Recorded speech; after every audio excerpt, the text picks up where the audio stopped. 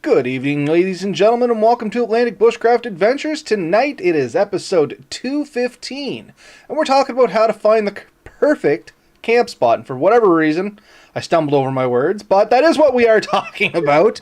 And this was kind of your topic, Ben, and I like where you're going with it. I like your description. I copied it and put it in there. So tell us what we're going to be talking about in your own words, because I think you got a better knack for this stuff. Yeah, so the gist of the conversation kind of was what subject did we want to capture today? And I was thinking about it. I said, I'm watching online people talking about going to Keji. And, Keji's a great park. We've talked about it a ton of times. But, booking for that thing took off. Apparently, it was a real struggle to get much. People that were there were saying they got on there. They were 2,000th in line. By the time they got there, most of the good weekends and stuff were already shot. And I'm like, okay, so what happens when you don't have a park you can go to? You really want to get out there and exploring. And then what are the barriers? What prevents people from getting out? There's a ton of them, right? Like when I started getting into this with the wife, I'd bring up a lot of spots. She said, well, where are we going to park the car? I don't feel comfortable leaving the car here. Or how do we get there? How do we get back? Or, what are we allowed to do? And there was a lot of questions. And I think these are the same questions a lot of our listeners will have. And a lot of them may even have good solutions. Because there is a bit of a crackdown in certain places of where you can camp and where you can't and how long you can stay. And it can be confusing. And if it's confusing enough, you won't do it. Like if they make it too difficult, it's an easier solution to say, I just won't do it. I won't go camping. It's too difficult. And I think that's an unfortunate reality. So this is to give you some hints of things you can do to familiarize yourself and come up with solutions to all your objections. And that's what I mean. I love this topic, and happily, Danny is joining us here in the comments, Red Sand Adventures. Once again, if you haven't checked him out, Red Sand Adventures on YouTube. Danny has the uniqueness of being over on PEI, where camping on Crown land is even trickier than it is for, us over here. So I'm hoping he'll chime in with some of the things he's figured out, because we have talked to him a little earlier, but now I've seen that he is getting out. I've been watching you there, Danny. I've seen your fishing trips and whatnot, so hopefully you'll give us some of your insights and add your little flavor into this conversation as well. But one of the things you said in your description, Ben, which I think is awesome, because most people aren't looking at this, is the cost of fuel going up and the limited ranges on electric vehicles. That's a major limiting factor as well when you're going to go camping. And this is discouraging a lot of people because they want to be green, so they want to get a green vehicle, get electric, all good. But now if you take that camping, you're on the risk if you get too far in, and it's not like you can call somebody to come bring you gas. So these are kind of interesting things that you were pointing out, and I'm really excited to hear what you have to say about it. Yeah. Well, I mean, you have to take into all your limiting factors and figure out what can I do. And if I wanted to go absolute most limiting I could picture, I would picture like somebody who lives without a vehicle. So say you live in Halifax or Vancouver or any city in between here, even St. John's. Like if you live in a city in Canada, you want to go camping, and you don't have a vehicle, you're down to 2 or 3 base solutions. One is Uber, taxi, and get them to drop you off somewhere. Believe it or not actually a horrible idea, because now you don't have to worry about a vehicle being left there that maybe will get robbed. I'm hearing a lot of people like this way have been having Cadillac converters ripped off their cars if they're leaving them on for any time. So, getting someone to drop you off, a friend, hired ride or whatever, and there's been services like this for years, especially if you get in the parks and you need to go to one end to the other. You can hire a company that will bring you from one point to the next and just drop you off. So that's an option. You can camp from a bus. In Halifax, I believe, if you go to Bayers Lake, there is access to some wilderness area right from Bayers Lake. Yeah, no, true point. And on this note, you and I both know somebody have actually had interactions with an individual. They didn't have a vehicle, or not a vehicle in the true sense of what you think off when you say vehicle, not a car, not a truck. They had one of those motorized pedal bikes and stuff. I But fixed that. anyway, this individual, they still get out in the woods all kinds of ways, and I kind of reached out to them too to hopefully see if they were gonna maybe drop by at some point on one of our episodes, but they have yet to get back to me, so I don't know if, that's all been changed or whatnot. And you know who I'm talking about, Ben. But anyway, Yeah. the whole point of the story is it's very possible to get out there without a vehicle, because they were in the woods almost every weekend, and they had kids and the whole works. Yeah, you can do it. So don't think that, it's easy to look at one thing and say, I can't go camping because A. There's always a way to do it. I was on Facebook the other day and I seen somebody had posted that their 80-year-old grandmother wanted to go camping with them, and they were looking for some solutions to some of the issues they had. And one of them was they wanted a cot so she didn't have to go right to the ground. So they were looking for a sturdy cot that she would be able to use to sleep on and help her get up and down, because that's getting a bit more difficult for this lady. So, where there's a will, there's a way. So the very first thing I think we should point out is identify the rules and regulations in your local area. And that's not all that hard to do. You can go onto your local government websites and look up these things. Crown use land, things like that, recreational use land. And you will usually find the rules wrote down. They're pretty clear. Yeah, and for most of the inland provinces, I mean here in Canada anyway, and once again, as Ben said, be very cautious and check your own local regulations. But for most of us here in Canada, Crown land you're allowed to stay on as long as you're not erecting any permanent or semi-permanent structures. You know what I mean? They say usually up to 7 days, I think, or something like that. I'd have to check that one again. But that's generally how Crown land works here. Now, there is exceptions, and that's where I was hinting at with Danny there. He's not allowed to go camping on Crown land. And one of the comments he said there was so far for him, which is something we're going to talk about a little later, but just to mention it now, is he's been talking to friends or friends of friends or family or posting up on groups or whatever the case may be for people that have private lots that they're willing to let somebody come in and do some camping. And the thing is with this kind of stuff, you can find groups on Facebook, like once again, and once you get chatting, somebody will be like, oh yeah, hey, you can sleep on the back 40, just, don't take down any trees, don't leave a bunch of garbage. And generally, once you get established as somebody that is, decent, you know what I mean? I don't know how else to describe it except decent, not a hooligan, I guess.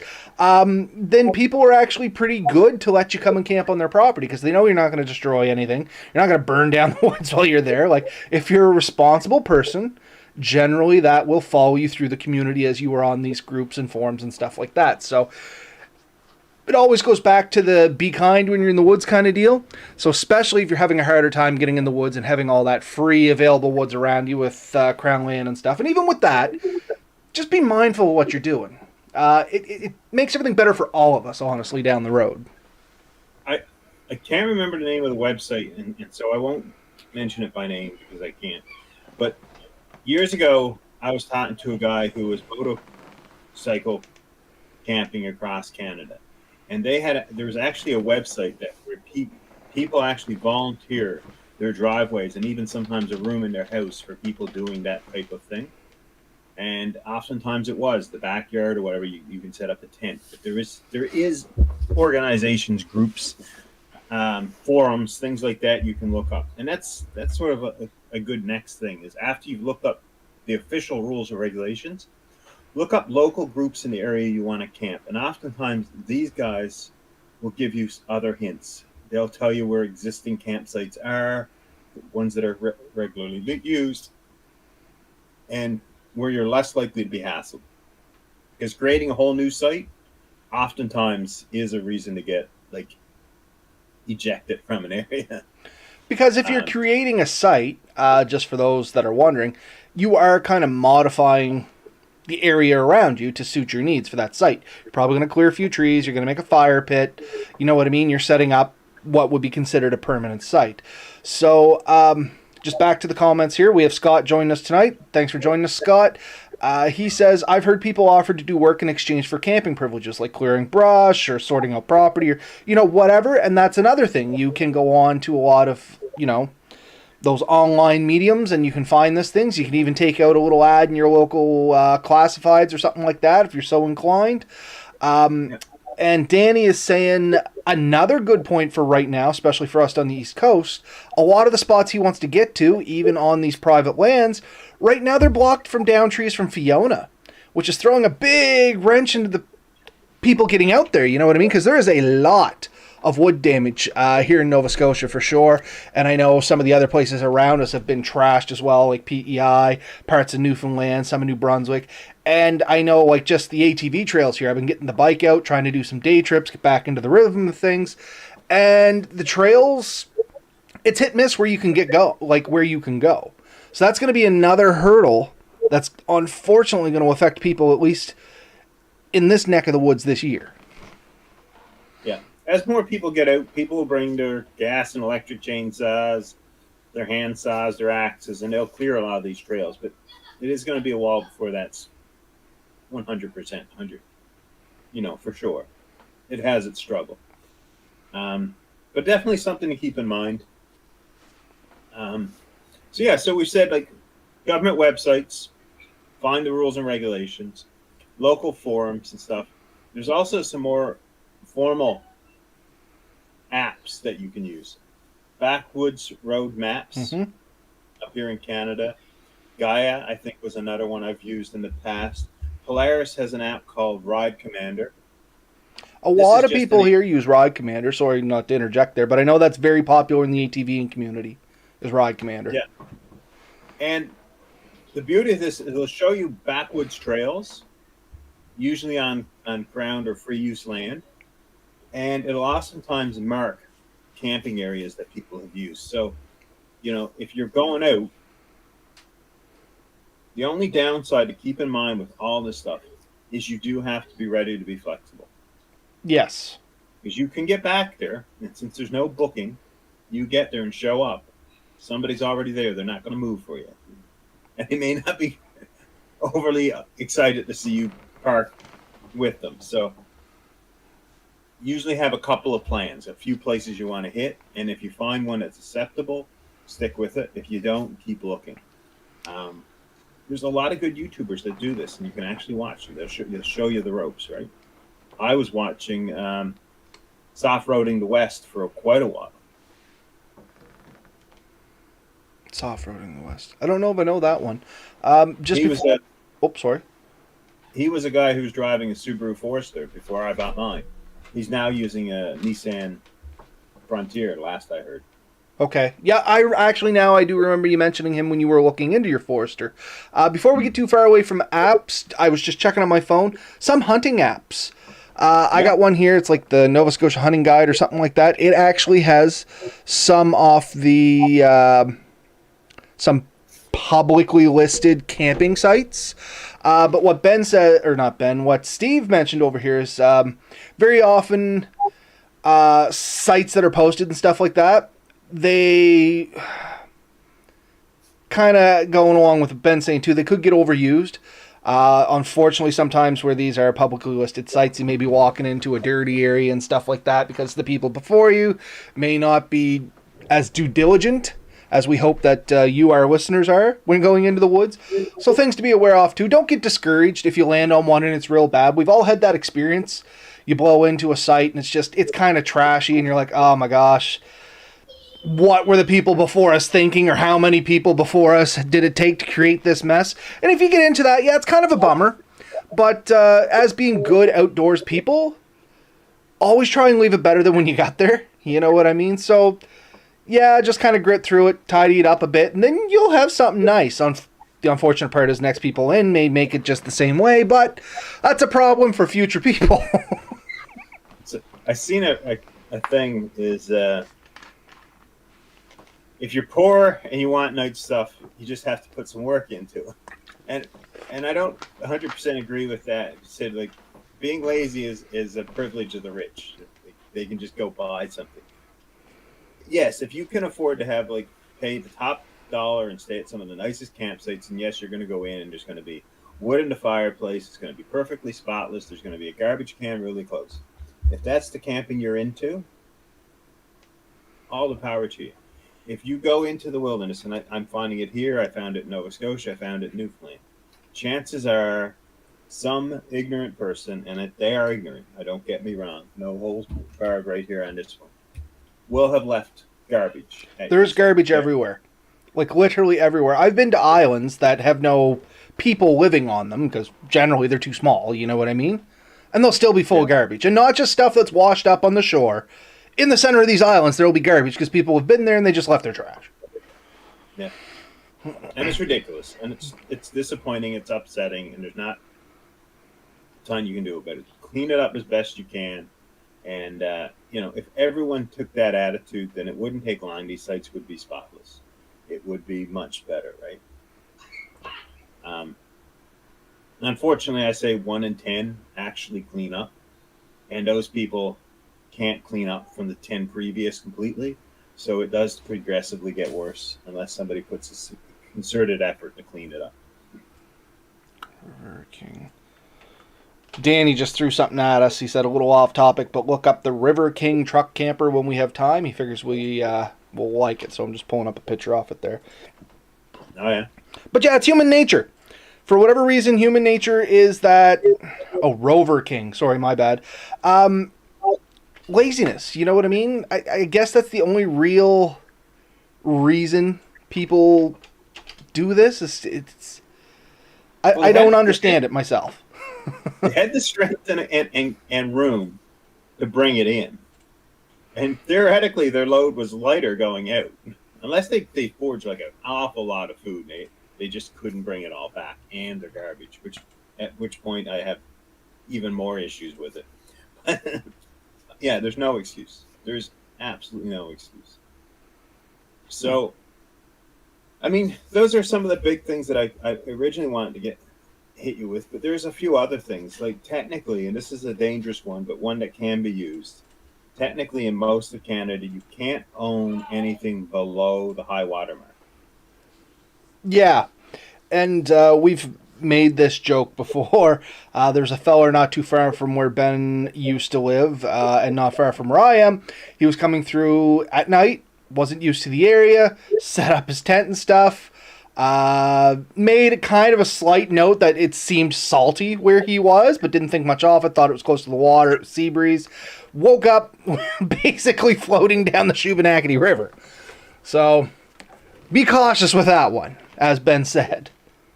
But again, there is some land that's really not owned. It's a bit of a no man's land, and that area is oftentimes can be used. Just be really careful to be understanding of the tides or water currents in those particular areas. Areas that tend to flood and stuff like that are sometimes not really overly regulated. And that's an interesting place to camp. Just be really careful of it. You mentioned some small islands and stuff. Some of it isn't really ownable. Like, it's just not... It's not big enough. And these are kind of the things I find is like, even off the coast of the shore here, if you go out probably less than a kilometer, you're going to get islands that are maybe, 500-600 meters across. Great for going on and have a quick camp, but you can't settle a home on there. You know what I mean? But these are places that are pretty good to hit, because generally they're far enough out that nobody really minds you're out there because you're not hurting anything. It's pretty hard for fire to get away from you because you're surrounded by water. The only hookup is you kind of need a boat or access to a boat. Yeah. That being said, I have heard of people, I think McNabb's Island, you could camp on that. Right? Not sure. And Steve's mentioning here, we kind of hinted towards it, but he said there's a lot of camping groups on Facebook. So, for instance, here, there's like camping in Nova Scotia, winter camping in Nova Scotia, depending what you're up to. And I'm a part of some of these groups. And yeah, they'll tell you, like, if you go on there and I'm in this area, can anybody recommend a spot where I can go stay for a few nights that doesn't cost anything? Most of these people are great to throw in there. They'll even start asking you, what's your skill level? Are you looking for something you can drive into? Do you want to hike into it? And you'll get some options pretty quick. Yeah. Another option, it's a bit more of a difficult one, is if you can locate the owner of land, especially large woodlots and stuff. Sometimes if you're just civil enough and polite enough when you ask, they will give you permission to camp on their land. So it isn't an impossibility. Sometimes they're happy to share it. Sometimes they might ask a small favor in return. Like you said, some people may ask you to clear a bit of brush, you can stay there, or they may just request that you don't do certain things while you're there, which, oftentimes is reasonable things. Please don't have fires, or please don't tear down certain trees, or, please stay in a certain area because we're doing something in the other area and we just don't want to disturb each other. And I was going to say, on this note, funny enough, I have approached companies that own land. A lot of times these companies will lease land and they pay stumpage on it. If you know the companies, there's a chance, and I'm not going to name names because I don't want companies to get bombarded. But in the past, I've approached companies and said, look, I want to go do some camping here. And they've come back to me, knowing that I had a background in forestry, saying, yep, that's fine. No fires, no tree destruction, stuff like that. And we hammer out the fine details there. And you literally have to ask those things. Don't go in assuming you can make a fire.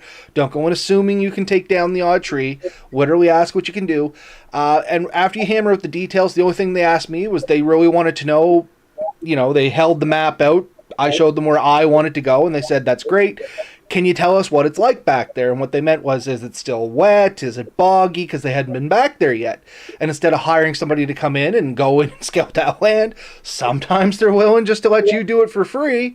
As long as you report that stuff back, they may want some photos. I know I've gone in and done tree identification and some WAP monitoring and stuff like that. But like we've said, it's trading something for a camping stay, and it just happened to work out. And don't be scared to ask these places. Don't be ignorant about it, and don't be pestering about it. But shoot an email off. The worst case, they're just not going to come back and say anything. Next to that, they may just come back and say no thank you. You know what I mean? But as Ben said, be civil and be respectful. If they say no, accept it as what it is and move on. Yeah, exactly. I mean, the thing is, even if they say no today, doesn't mean they won't say yes later. But if you burn that bridge, and they may record your name and say, don't ever let this person do it. But they may have a legit reason they're saying no, or they may, maybe they're just worried about liability at this time of the year or something. So, it wouldn't hurt to just be polite and say, like, if you ever change your mind, or if there's somewhere else you would allow, they may come back to you. You probably won't be high priority. Most businesses aren't looking to do it actively, but it means if you reach out again, maybe they'll keep your information on file to a time when it may change. I've had that happen before too. And sometimes, granted, they never get back to you, but other times you may get the odd phone call going, hey, we still got this property out there. Were you still looking to get back there and do a tour, or like do some camping? We'd love you to have to go out, as long as you would do, the XYZ for us or whatever. So that's definitely an option. So what we're kind of getting at here, and we said it, is like, find out the rules and regulations, find out, if you can, who owns certain land. There is a few ways to do that. We won't go into that here because I think it varies too much from area to area. But there are ways to figure out who owns land, and if you can, that's very useful for that. If nothing else, get yourself a good real estate buddy. I highly recommend.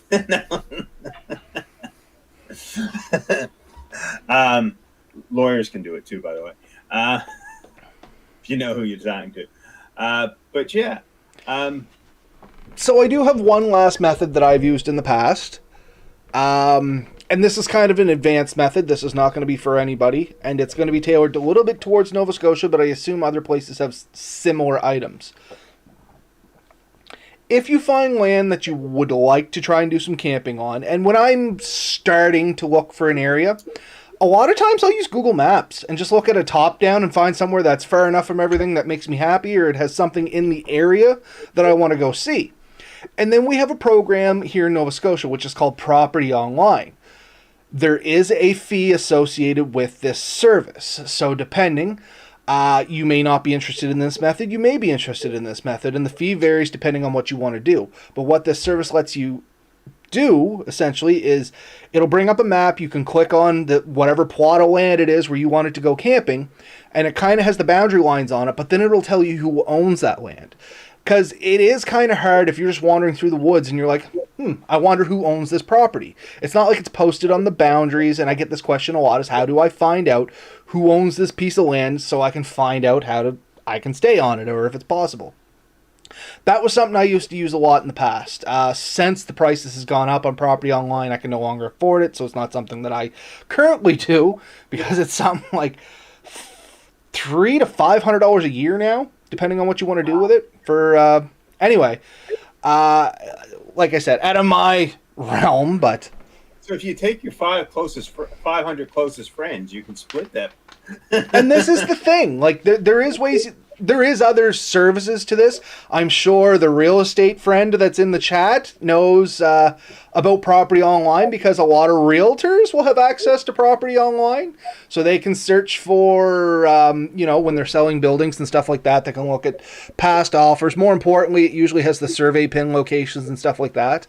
When I worked for Natural Resources, that's why we had access to it. A lot of times you may have to go out and survey some property, and you'd have to know where the pins are. So you could usually plot those out on GIS and then take it out with your surveying equipment, and you could figure out what the actual parcel size was, right?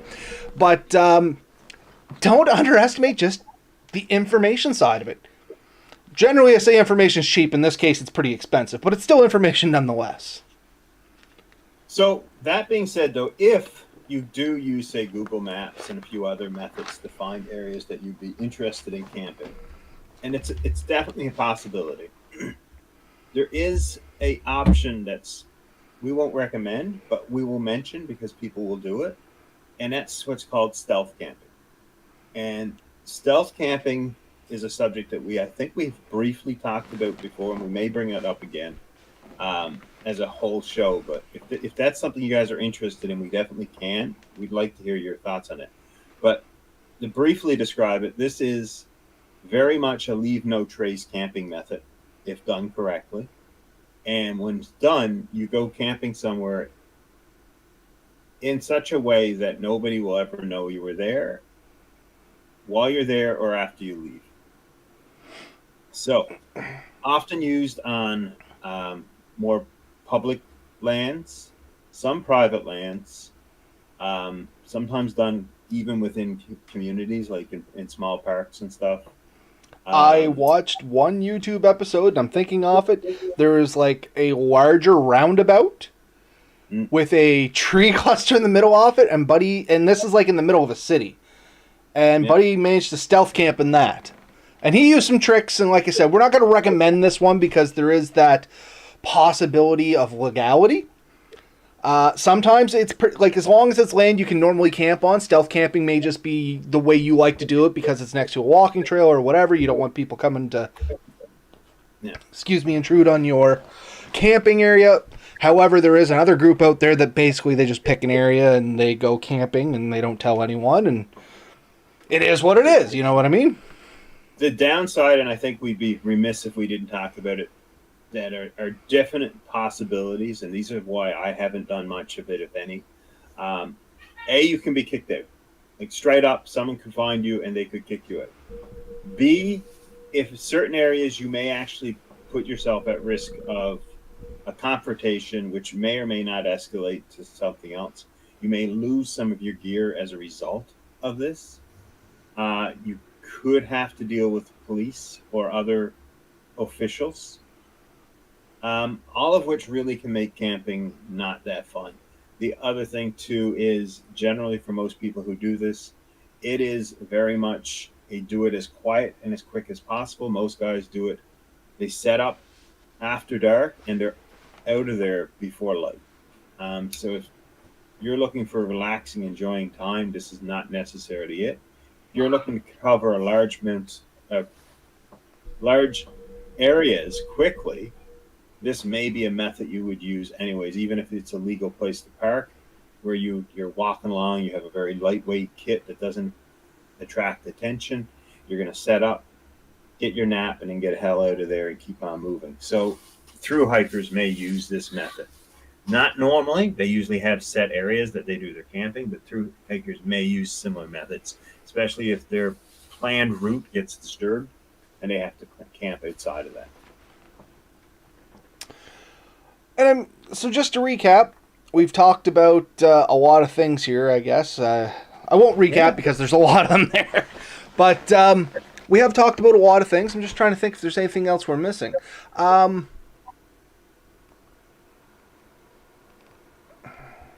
don't know. Those are all the methods I kind of use. Like I said, the way I find a spot, just for instance, and then we'll see how Ben does his thing.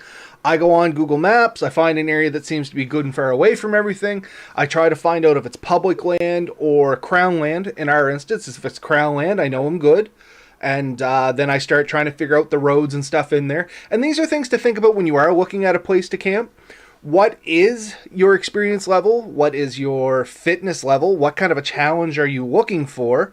Do you want to drive into your site? Do you want to hike into your site? Do you want scenery?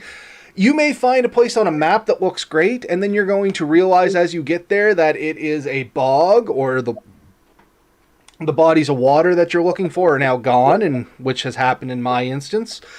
Or that there is now new bodies of water because for whatever reason, maybe they created a new waterway, or, a lake flooded, or whatever the case may be. As Ben has said earlier, you have to be willing to adapt. So the best you can hope for in that instance is you get a general understanding what the area is and try to deal with it when you get there. So you find your picture, you find out who owns it, you got to find out if you got to ask or if you can just go in. But then once you get in there, be adaptable. So what about you, Ben? How do you find a place? Or I know it's a little trickier right now. What was your method? Well, no, I'll tell you the method I've been using lately, and I've been using Backroads Maps. I've been using the Ride Commander. I've been going on using Google Maps to kind of site out areas. I've been talking to locals. I am no longer in an area where I consider myself a local, but I'm getting there. And so talking to people, finding what they do, where they go, it takes some time. One of the methods, and this is something else, I think we've talked about this before, I'll bring it up here too, is I put myself out there. So I have literally put ads in Facebook looking for people to camp with, looking for people to discuss this stuff with. And, I'll meet up with people. I'll make arrangements. I'll go and I'll meet with a complete stranger and go for a ride or go for a chat, meet up for coffee. Talk to them. What's your methods? Where do you go? What are you into? And, it doesn't take long, and they're pulling maps out and they're showing you, oh, look, I go here and this is a really good spot. And you really got to try this. And maybe we'll do this next week. I'll show you something. It works. These are methods that work well. I do a lot of recce. And this is one of the reasons it's been taking me a while. Before I go and plan to do a camp trip, usually I'll try to hit that area once or twice without the camp gear, with the intent to just see it, get an idea. What is the environment like? Because the way it looks on Google Maps from, 100 miles up, and then when you get there and you're like, oh, that's rough. Like, I've been to places and the ground is made of shale. Like, it's raised. It's going to cut my gear apart. I don't want to walk across that. And I've gone to other places like, wow, like it looked more barren on Google Earth, but you get there and it's better treed, the ground is better than you kind of expect. So get that sort of information. So yeah, it's a process, but in the end, it's really worth it by far, right? And you said something there that's actually pretty important information. It's always good to scout an area. Don't just show up ready to go, and I'm guilty of this, just showing up ready to go and saying, I'll roll with it and see what happens. And there's been some times I've had some pretty rough nights. You know what I mean? You also lost the lake one time. Yeah, that's true. That is true. But all joking aside, I've had some pretty rough nights, and I've had nights where it was incampable or on-campable, whatever the word is, and I've had to sleep in the bed of the truck or in the back seat of the SUV that I had at the time, or whatever the case may be. And that's the reality as well. And that might be another way for you to camp.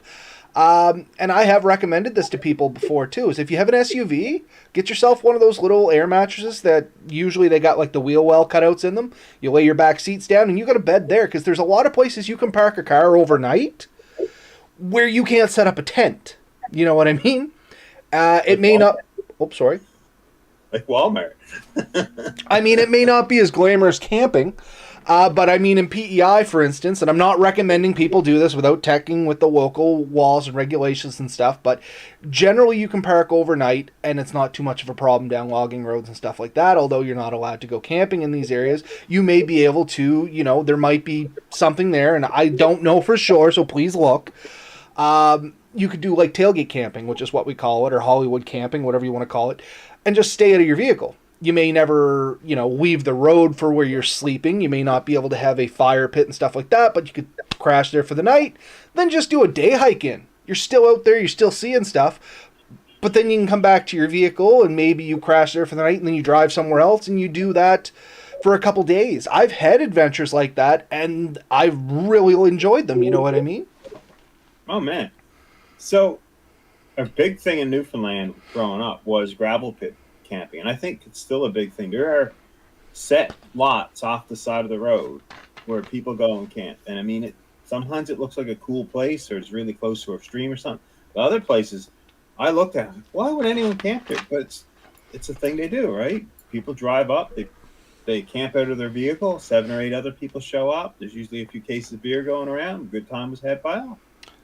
It's an option. In Nova Scotia, I started using the Ride Command, and I found there's a ton of trails that are just not well marked on regular maps. And you get back there, and it gets into the Crown Land, like Cloud Lake Wilderness area and the Bowland lands and stuff like that. There's tons of areas. Same thing here in BC. Right in southern mainland, it's not as plentiful, but as you get into the mountains and go up north, it just blossoms up there for that stuff, right? So to answer a couple questions you got there, Chris, we did mention a few apps there. We talked things about like the Ride Commander. What was the other one you had said there? The Gaia? Gaia is one that's really popular with guys from the States, but there's also, let's see if I can pull some of these up. All Trails actually is a pretty good one. All Trails is good. The ATV Trails in Nova Scotia has some sites on it. One of my hunting apps, I think it's called literally Hunt Nova Scotia. It's got some, publicly listed camping areas in them, or places where you can pop a tent up. Backwoods Road Maps, I think it's what it's called. BRMB Maps. Look that one up. It is subscription based for a lot of the extra features. I was paying for it. I stopped because I had some issues. Now I'm paying for it again.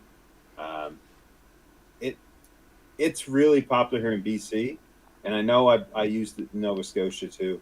But it lists a lot of the camping sites, recreational camping sites, and you can zoom in.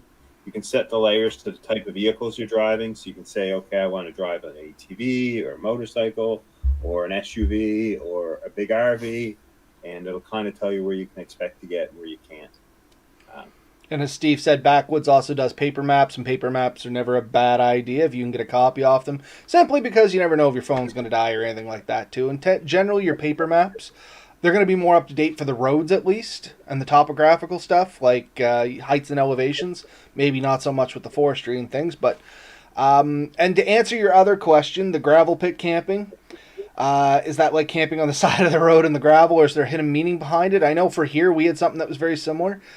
Literally, gravel pits were everywhere in Nova Scotia, but they're not like massive gravel pits that companies own. They're just little gravel pits. They're basically big open areas of gravel where you can jam 18 to 40 vehicles and potentially have a little sleep out.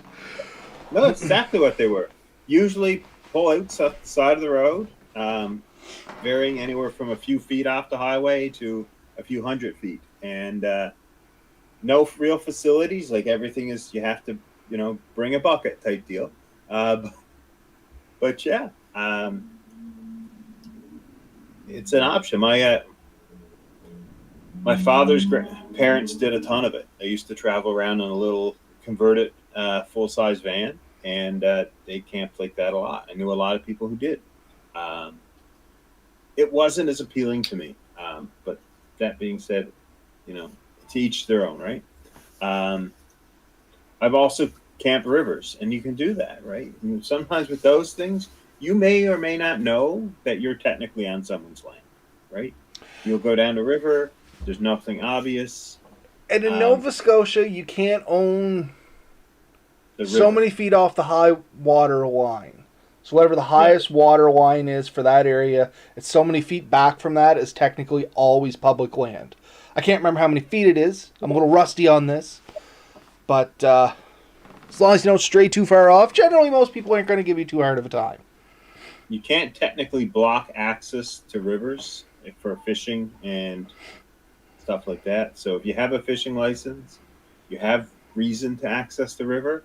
And if it's dark, and you don't feel like it's safe to get back to. And that's what I was going to say. Don't abuse the system, but if it is dark and it's not safe, most people aren't going to bother you.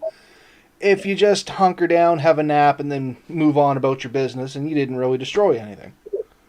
Yeah, I think these are the big things we want to get out here. If you're going to backwoods camp, especially in non-registered, not campground camps, leave no trace. Clean up after yourself. Be a good steward of the woods. Because if people are doing that and they're doing it well, nobody's really going to complain. It's when people damage and destroy things. And this is why a lot of landowners don't want people camping on their land. Not that they're upset that people are using land in a very reasonable way. It's because they went down there to use it and they were rude, ignorant. They were damaging things. They were leaving a mess. And then they're like, I don't want to deal with that. So, and it's usually the garbage. It is usually 9 times out of 10 the garbage people leave behind. It's not the fire pit. It's usually not even the odd tree that gets knocked down if it's dead or something like that. Because you're doing a favor. You're cleaning stuff up. You're cleaning dead trees up. Sometimes. Some people are touchy about that. But it is the amount of garbage that gets left behind. And that is the big thing. If nothing else, folks, take your garbage out of the woods. And that includes your orange peels, your apple peels, your human waste if you can. If you can't, bury it. Everything is garbage. If it wasn't there when you came in, it shouldn't be there when you leave. Yeah. That is the big thing. That is why people don't like to see it. And honestly, if we don't take care of what we have, then the government will come in and make more rules. Landowners will get more restrictive. They'll put up the no trespassing signs. They will call the police to get you moved off the land because they don't want to deal with the cleanup after you leave. And I fully understand why they're like that. And it's an unfortunate reality is that a few people have ruined it for a lot of us. But it's unfortunately probably more than not the ones that go in that leave the messes and stuff. And that's unfortunate. And you see it even in our parks, in our cleaned parks, our publicly funded staffed parks. You go in, you'll find dirt and crap in around the campsites, poked in the corners. People don't, they're not good stewards of the land in general. A lot of people are dirty things. So one quick story, just because there's a comments going on over here, and it's a funny story, so why not? So we have, they were talking about it's not really as easy to pop in private land in the U.S., especially the South. So, this once upon a time, I was down towards St. Petersburg in Florida. And I was just wandering through the woods, doing my thing, and somehow I ended up on the edge of an orange grove. I did not understand that people are very, very touchy about their orange groves down in this area. So I'm not even on their property. I'm just next to it, and I'm doing my thing, setting up, thinking I'm going to have a good time. And all of a sudden, there's literally security there, armed security, saying, you gotta go. So I understand what they're talking about. And I mean, they were pretty good about it. I had to leave, don't get me wrong, but they didn't try to shoot me or any of that stuff. But they were very insistent that I was going to leave because apparently people steal oranges. I didn't know this was a thing, but it is common for people to raid orange groves and take enough product that it hurts their sales. So they regularly patrol these things. That's something as a Canadian I had never really realized was a thing. But I understand your guys' point, Chris, and stuff like that. Like, I guess it is a little trickier for the private land in the States, simply because you may have to worry about that a little more. Here in Canada, we are not allowed to carry any kind of a firearm for self-defense. I mean, we're really not allowed to carry anything for self-defense. So you don't usually have to worry so much about waking up with somebody with some kind of weapon. So I get that. I've been shot at in Canada. I have been shot at it in Canada, but not by camping. We my cousin, I still haven't forgiven him for this, asked me one time if I liked apples, and I'm like, yeah, sure, I like apples. No, I don't. I don't overly like apples. They're okay, but it's not a favorite of mine. So they bring me down this road, they bring me into the woods, and there's this tree. And they start picking the apples off of them. I'm sticking some in the pockets. And okay, we're going to go somewhere and have a few apples. Next thing you know, this golden square of light opened up next to the tree. And it was somebody's house. Like we were in someone's backyard. I couldn't even see the house. It wasn't until he opened the door. And all I could see. And he comes out. You can see the silhouette. And he's got a shotgun in his hands. And he's yelling at us. And we take off. We're like, run. What the hell's going on? So I'm running through the woods. And yeah, there was a bullet shot. Never for camping or anything like that. In my natural resources days, I've entered areas and have left areas under fire, going in to investigate fires and stuff like that. Like gone in to investigate a fire that they should not have been burning and left because of fire, somebody shooting a gun to make us leave. But that's about it, honestly. So, out of curiosity, and you don't have to answer this, but were charges laid for that? Yes. Yeah. That's all I want to know. Wonder if they ever get away with it. Because I highly recommend you do not shoot at people. Like, I can't emphasize that enough. Yeah. It was an interesting time. It's a story for another day, potentially not on the podcast, but you and I will have a few adult beverages and I'll tell you about it sometime.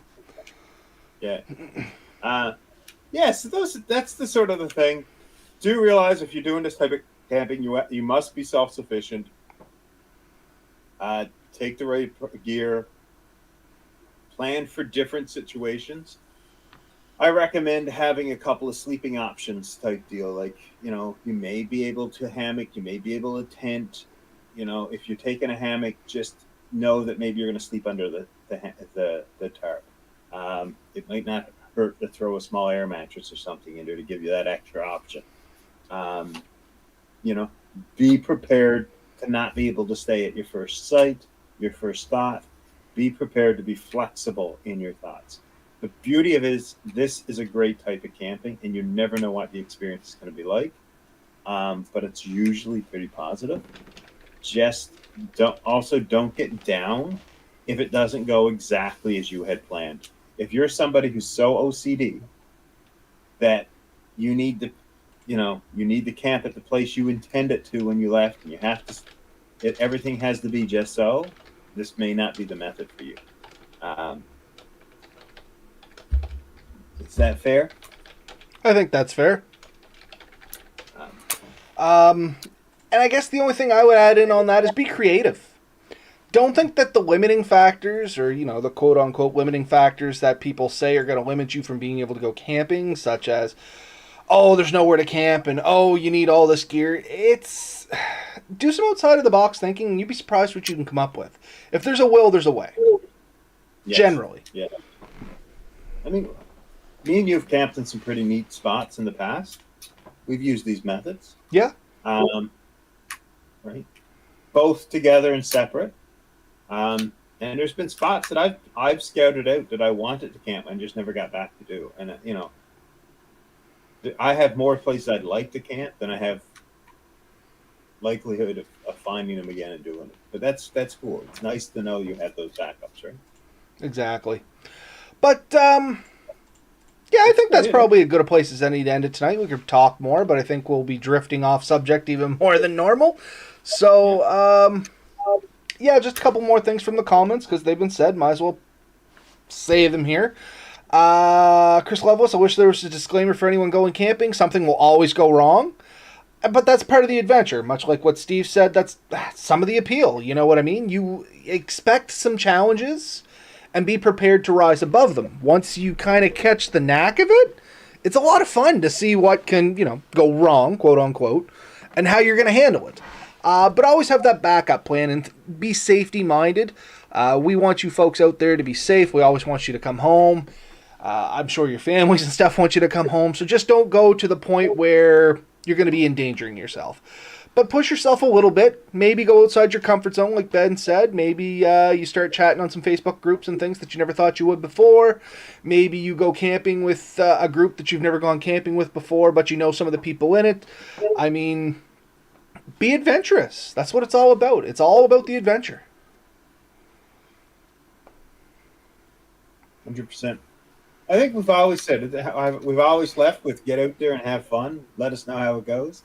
I think this one is especially a good statement to go with that, right? Like, it is, that is the point of this particular episode. Get out there, have fun. Don't get trapped in thinking there's only one way to camp, one way to do things. There's a lot of ways to get out there. And that flexibility you mentioned is key. Be flexible, be open-minded to some different ideas, and you will be pleasantly surprised at how good it can actually be. There's the only limit of how you can get out there is your own mind. There are people I've started setting up bicycle. You can use a bicycle to get out.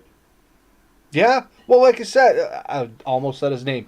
The individual you were talking about, that's how they did their thing. They took buses that had the bus racks on the front. They would take the bus to where they needed to go. They'd jump on their pedal bike. They'd go into the woods. They would come out on Monday when buses started running again, and they would hop back in and be back home. It's possible. You can do it. Yeah. I had picked up one of those. I picked up because I had kids, but the trailer you put the kids in. Mm-hmm. Hooks to the back of your bicycle. I had picked up one of those, and I think I threw it out in Nova Scotia, but I was going to keep it, or I gave it to someone. I don't remember what happened to it.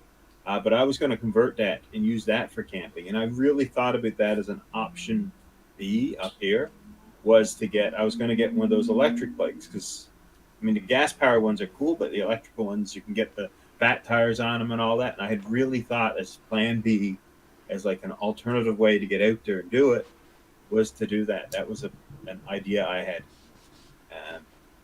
So I think maybe just throwing this out there before we take off, maybe an idea for an episode is different means of transportation. I'm game with that if everybody else is game with that. We can talk about anything, Ben. That's the beauty of this. We definitely can, because we own the podcast. We can do anything we want. It's great being our own bosses. Yeah. Danny, I did check out that Rover King. That thing is awesome. Once we're done the episode here, I'm sure Ben and I are going to chat a little bit about it. But, yeah, that's it for me. Have a good night, folks. Get out there, have fun, play safe. Come back, tell us about it, because we'll love to hear about it. Night, everybody. Yeah.